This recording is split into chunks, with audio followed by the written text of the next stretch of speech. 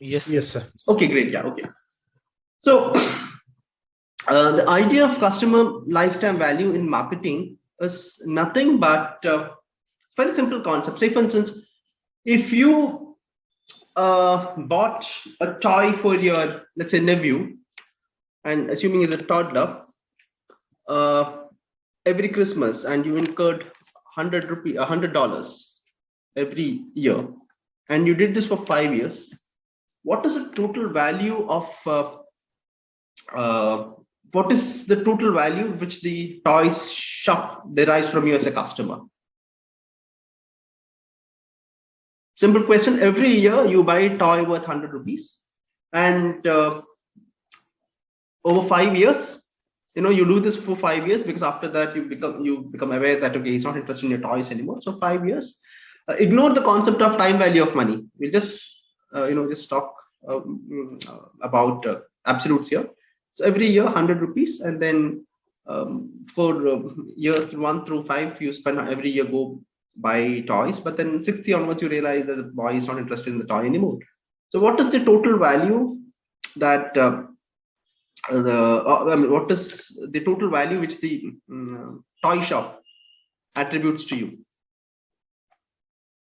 $500. $500. Yeah, it's very simple concept. It's just that every year you're buying for 100, and then 5 years, $500. So the lifetime value, for the toys shop, your lifetime value is $500. It's essentially the total money that we as customers or consumers would spend in buying a particular product or service during the entire course of our life.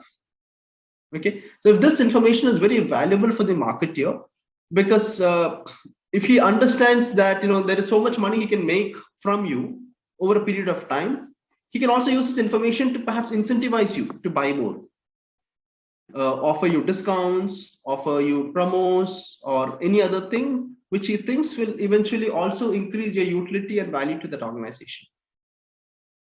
It's a very, very basic, simple concept.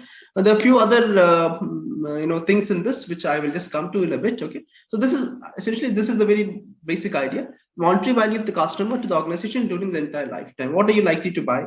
Let's say, for instance, if you are an FMCG, if it's an FMCG agency, for instance, the probability that you would buy something from a company is a lot more frequent as opposed to let's say a white good, maybe an automobile or a refrigerator or a flat TV. You might buy one or two in your lifetime, but let's say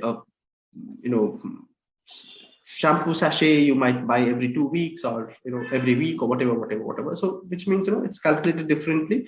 Of course, the frequency of the purchase also has to play a role in this, but yeah, we'll come to a little more complications. Okay, the first method of calculating the customer lifetime value is pretty straightforward. Now, let's say, for instance, I just spoke about one person, that is me going and buying something from the toy store, and over a 5-year period. But for the organization, it is not possible to track each individual.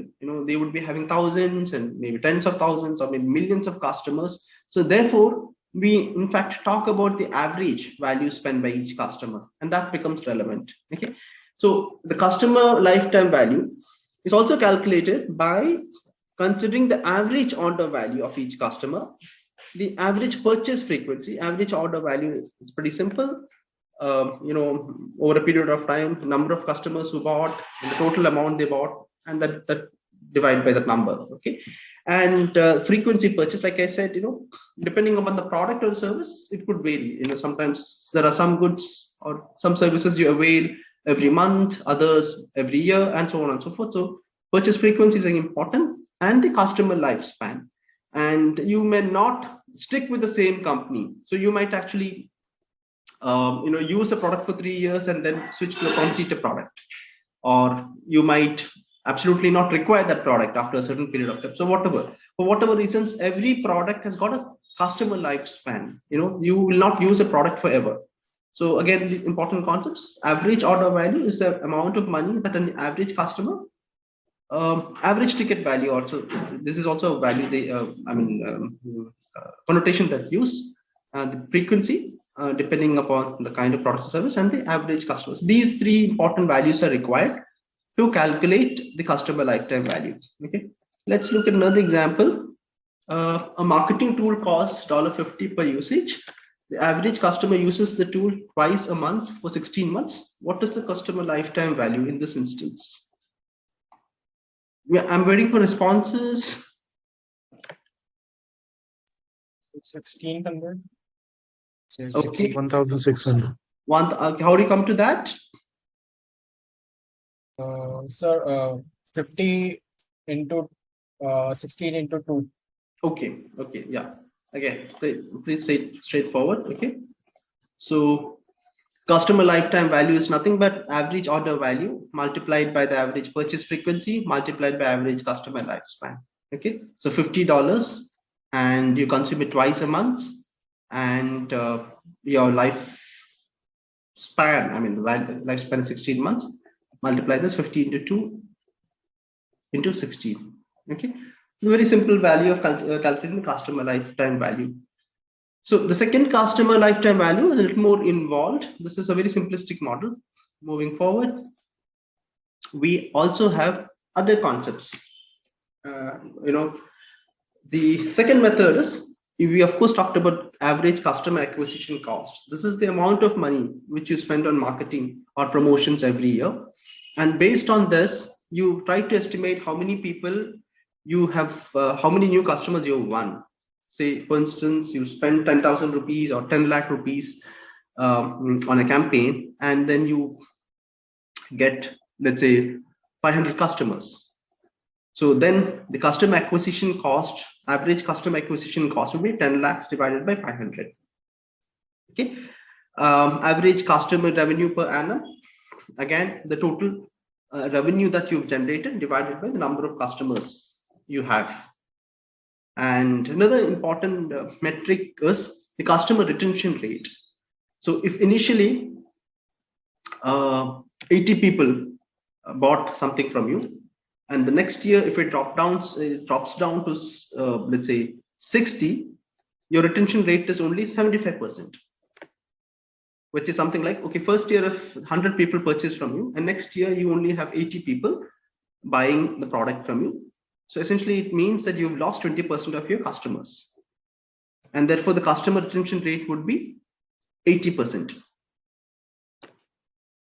Okay, so now if 80% is your retention rate, 1 minus that will give you what is called as a churn rate. So if you have retained 80% of your customers, it also means you've lost 20% of your customers.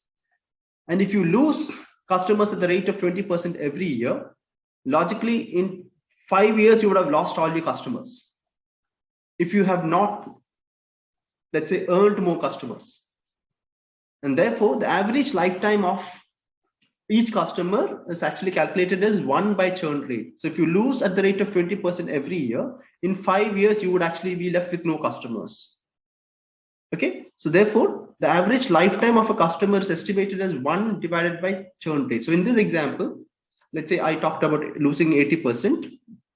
Retention rate of 80%, churn rate of 20%. So 1 by that number will actually tell you average lifetime of the customer. Is that okay? Yeah, okay, fine. Now, so once we have these additional numbers, then the customer lifetime value is nothing but average customer revenue per year multiplied by its lifetime minus the average customer acquisition cost. Okay, the revenue earned per year for how long the person is going to be with you multiplied by how long the person is going to be with you, and subtract the cost of acquiring him. This is the second method of calculating the customer lifetime value. I hope it's okay. I hope it's not too complicated. Okay, all right. So if that is so, let's move on.